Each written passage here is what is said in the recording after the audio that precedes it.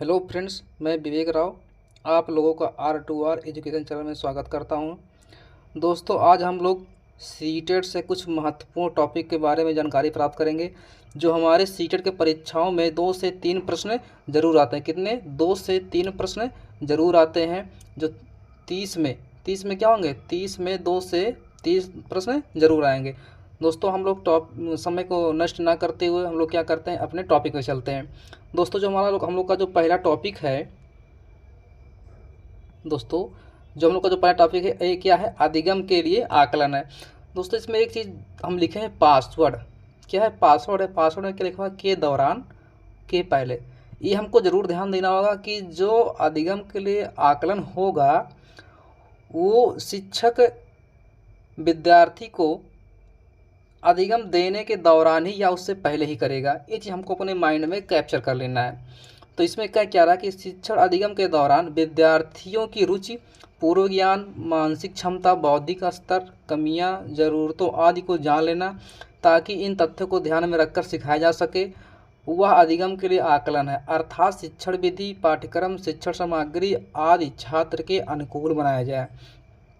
अगर इसको हम सिंपल वे में बात करें, इस जानकारी अगर हम सिंपल वे में बात करें तो जो अधिगम के लिए जो आकलन होता है, पहले अगर अब कोई बच्चा है तो हम क्या करेंगे, उसको शिक्षण देते समय हम क्या करेंगे, पहले उसकी जो रुचि है, उसका जो पूर्व ज्ञान है, जो उसकी मानसिक क्षमता है, उसकी बौद्धिक स्तर है, क्या करेंगे, हम उसको पहले समझेंगे, बूझेंगे। उसके अनुसार हम क्या करेंगे, उसका जो शिक्षण विधि हम तैयार करेंगे, उसके पाठ्यक्रम में हमको क्या डालना है, उसकी शिक्षण सामग्री को हम उसको कैसे इंक्रीज कर ले जाए, वो उसको हम क्या करेंगे, समझेंगे। लेकिन क्या करेंगे, अधिगम के दौरान ही करेंगे। किसके दौरान करेंगे? अधिगम के दौरान ही करेंगे। दोस्तों, इसमें नोट में एक चीज़ लिखा गया है कि अधिगम के आकलन का जो दूसरा नाम है क्या है? रचनात्मक आकलन है। इसी को इंग्लिश में क्या कहते हैं? Formative assessment. क्या कहते हैं? फॉर्मेटिव असेसमेंट कहते हैं। अर्थात यह अधिगम के लिए आकलन है। इसमें एक चीज़ और नोट में लिखा हुआ है कि शिक्षक क्या करता है? विद्यार्थी को करता है। अर्थात जो ये आकलन है क्या करता है? शिक्षक करता है। किनका? विद्यार्थी का ही आकलन करता है। तो हमको यही ध्यान देना है कि जो अधिगम के लिए जो आकलन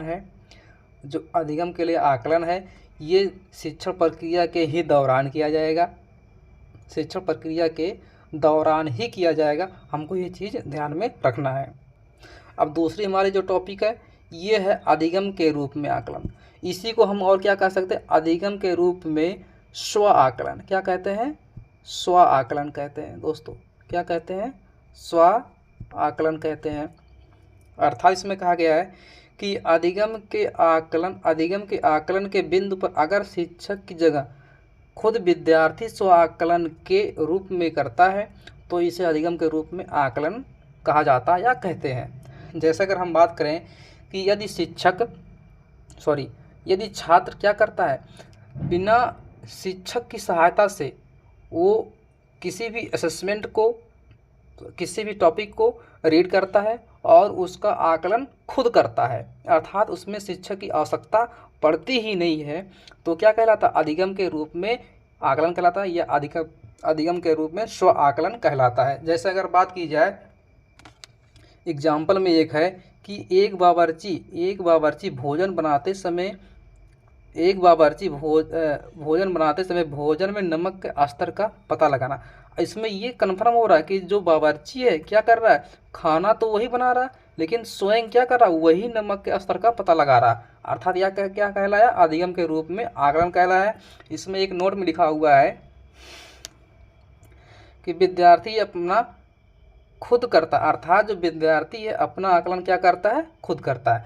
तो हमको ये ध्यान में रखना होगा कि अधिगम के रूप में आकलन का मतलब ये है कि बच्चा किसी भी कार्य को करते हुए वो कार्य कर रहा है, वो अपना आकलन स्वयं करे, इसमें शिक्षक की आवश्यकता नहीं पड़ती है। दोस्तों, हम अपने तीसरे टॉपिक पे चलते हैं, अधिगम का आकलन। इसको सबसे सिंपल वे में ये है कि ये अंत में होता है। कब होता है ये आकलन? अंत में होता है। दोस्तों, कब होता है ये आकलन? अंत में होता है। इसमें कहा गया कि शिक्षण अधिगम सत्र की समाप्ति पर यह जानने के लिए आकलन करना कि विद्यार्थी किस स्तर तक सीख पाया है। अधिगम का आकलन कहलाएगा। इसमें क्या होता है, जब हम मान लीजिए कि अगर हम किसी टॉपिक को पढ़ा रहे हैं, यदि हम बच्चों को किसी टॉपिक को पढ़ा रहे हैं, तो जब वो टॉपिक हम पढ़ाएं, बीच बीच में जब टॉपिक पढ़ा है, जब उस टॉपिक को हम ख़त्म करते हैं तो हम बच्चे से क्या करते हैं, खुले खुले अंत वाले प्रश्न करते हैं, खुले प्रश्न करते हैं या अंत बंद वाले प्रश्न करते हैं। तो हम बच्चे से क्या करते हैं, उस पाठ के बारे में जानकारी प्राप्त करते हैं। अर्थात क्या करते हैं, जब हम पाठ को पूर्ण रूप से क्या करते हैं, जब हम पाठ को पूर्ण रूप से पढ़ा लेते हैं तो क्या करते हैं, उस पाठ के बारे में हम बच्चों से जानकारी प्राप्त करते हैं। अर्थात हमको ये ध्यान देना कि जो अधिगम का जो आकलन है, ये अध्याय के अंत में क्या है, एग्जाम्पल यहाँ लिखा हुआ है, एग्जाम्पल में क्या है कि अध्याय के अंत में प्रश्न पूछना या वार्षिक परीक्षा। दोस्तों इसी के अंतर्गत क्या आता है, हमारा वार्षिक परीक्षा भी आता है कि हम क्या करते हैं, पूरे साल पढ़ाते हैं, उसके बाद अंतिम में परीक्षा करा के क्या करते हैं, बच्चों का आकलन करते हैं। ठीक उसी प्रक्रिया में ये भी कह सकते हैं कि जब हम किसी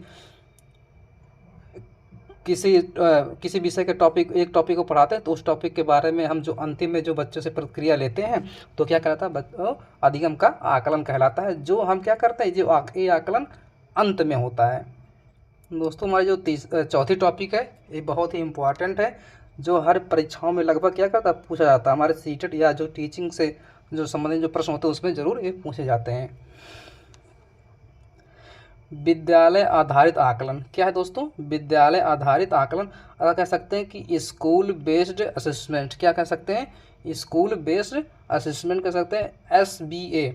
इसमें एक मुख्य बिंदु क्या है कि NCF 2005 में स्वकेंद्र परीक्षा प्रणाली एवं विद्यालय आधारित आकलन की बात की गई है, जिसके मुख्य कारण निम्नलिखित। इसमें क्या कह रहा है, इसमें 2-3 पॉइंट बहुत महत्वपूर्ण है।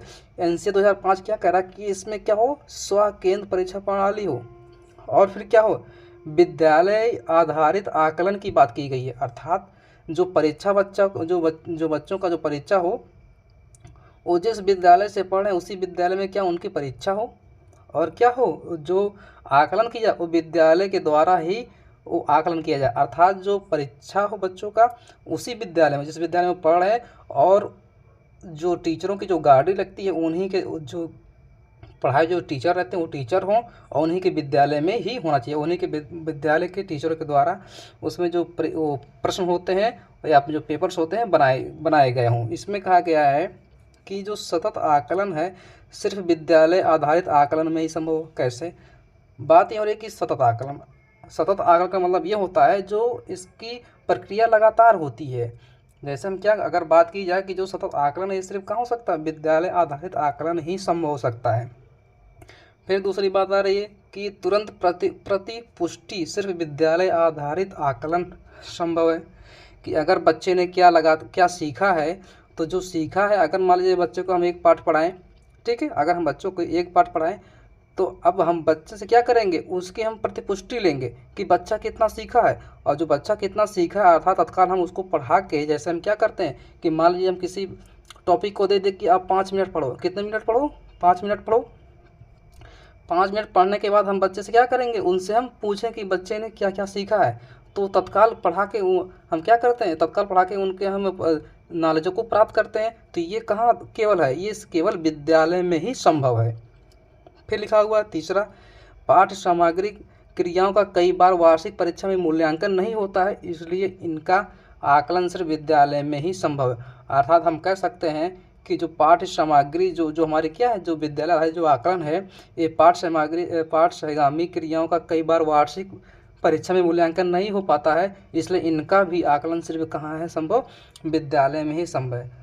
आई होप दोस्तों, मैं आशा करता हूँ कि आप लोगों को ये टॉपिक समझ में आया होगा। अगर ये टॉपिक समझ में आ गया तो आप लोग अपने मित्रों और दोस्तों को शेयर करें ज़्यादा से ज़्यादा, और हमारे चैनल R2R एजुकेशन चैनल को सब्सक्राइब करें। दोस्तों अगर आप लोग को वीडियो लगा एक लाइक ज़रूर करें। धन्यवाद दोस्तों।